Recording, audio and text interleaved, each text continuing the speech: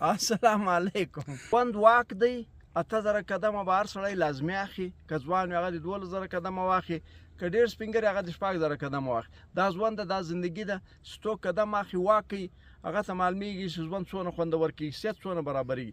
خو یوه خبره کومه، دا 40-45 کلو خلک چې دي دا د ګوډو درد لري، چې په زونو کې خیز هم درد کوي، چې په چړای خیز هم درد کوي، چې په غره خیز هم درد کوي، چې په تیږ هم درد کوي.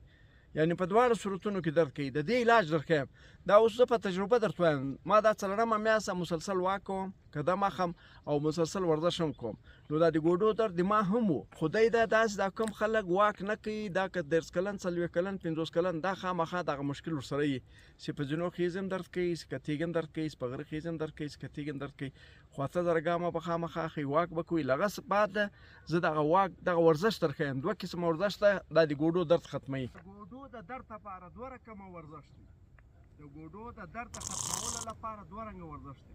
یو دا دی، دا ګوډه او دغه لاس. لاس ته دای نیسي دلته بیا یا هغه جلاد، هغه جلاد. دا ګوډه، دا ګوډه، دا ګوډه او دغه لاس. دا سلواري، دا سلواري. بله وار دا ده، بله وار دغه رقم ده. دا لاس به دلته نیسي، دا هم سلوار دغه ده.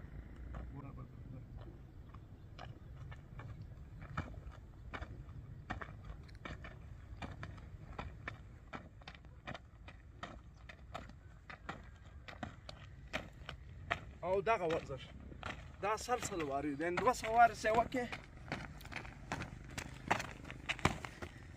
دا عملي دغه ورزش کوم او ما د ګوډو درد ختم شوی دی. اوس هېڅ درد نه کوي.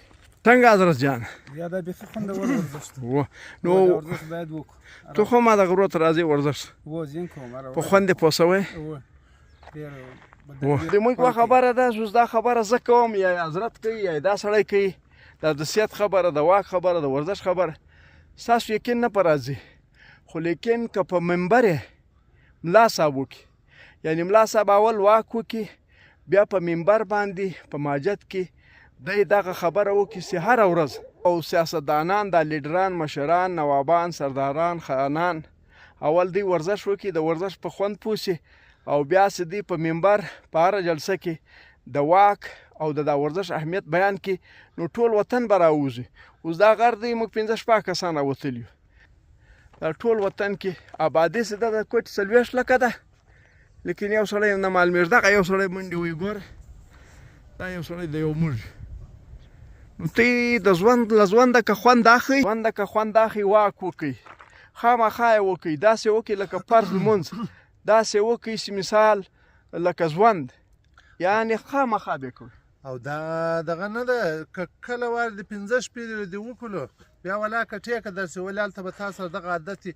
زه اوس عادت شوی یم، خدای که یو شی خوند راکړی چې واک ونه کړم، ولې هلته زه په صحت پوه شوی یم. له ځکه 2 میاشتې بیا خامخا کوئ، 1000 ګامه هره ورځ 2 میاشتې. له 2 میاشتو بعد بیا یې ته مه کوئ، دا بدن یې خپله در باندې کوي، ولې ته یې په خوند پوهېږئ.